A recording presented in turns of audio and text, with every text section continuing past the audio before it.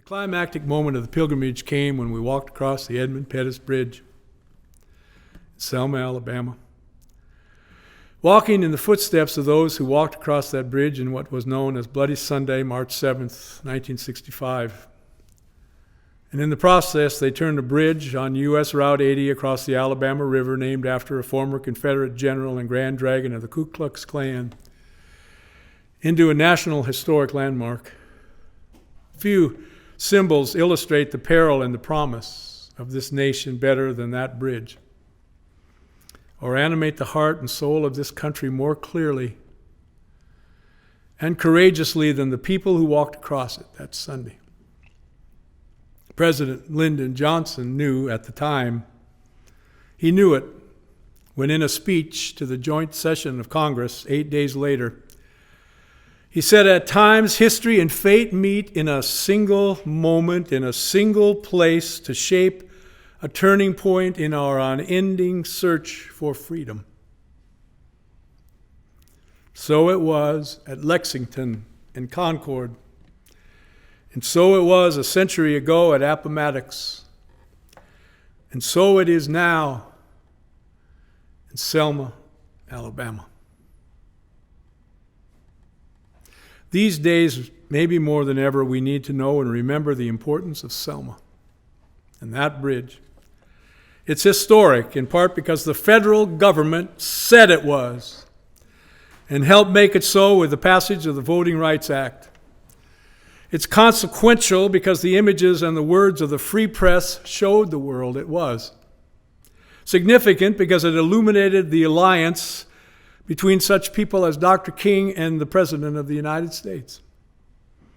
And of course, memorable because of the faith and the fortitude of the 600 on the bridge on Bloody Sunday, the 2,500 on the bridge 2 days later on Turnaround Tuesday, the 8,000 who walked across the bridge on the way to Montgomery on March 21st, and the 25,000 who gathered 5 days later to hear Dr. King speak at the steps of the Alabama State Capitol.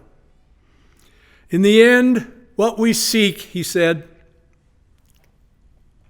is a society at peace with itself, a society that can live with its conscience. I know you're asking today, how long will it take? I come to say this afternoon, however frustrating the hour, it will not be long, not long. Today, we are far from being a society at peace with itself. We continue to struggle to be a society comfortable with living with its conscience. The right to vote and the right for all votes to count remains under constant attack. We should also remember the day after Bloody Sunday, President Johnson sent the first American combat troops to Vietnam. And when he did, they took the dreams of his great society with them. And yet I choose to believe President Johnson's final words from that speech to Congress still echo down the hallway of history and mean something today. It is all of us who must overcome the crippling legacy of bigotry, our legacy of bigotry and injustice. And we shall overcome. A sentiment President Obama echoed when he spoke at the foot of the bridge commemorating the 50th anniversary of Bloody Sunday. And those from our pilgrimage looking on, we honor those who walked so we could run. We must run so our children soar.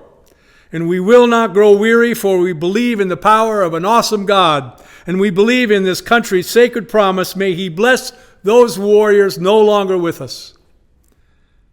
And I will add, the countless others who came before them and those who followed after in fact and in spirit.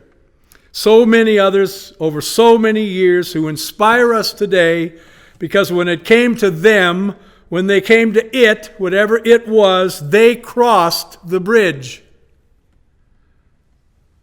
I want to add that in 1963, at 23, Bernard Lafayette felt he was old enough to lead a campaign that led up to this 2 years later. And he saw Selma on a map at SNCC headquarters with an X on it.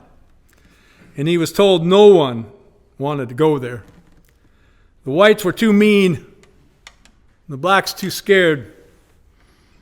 Bernard said, "That's just where I want to go." And we line up 2 by 2. We begin to walk in silence. Is it ours or others' footsteps that we hear?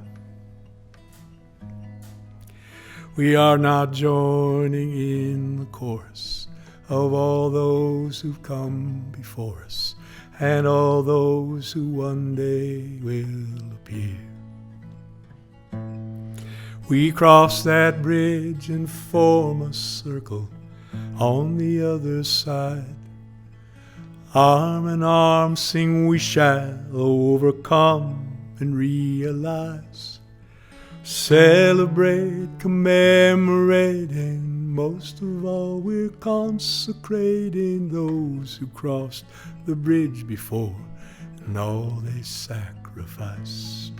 'Cause once we cross that bridge, old friend, we can't go back to where we've been, though we return from where we came. Nothing is the same.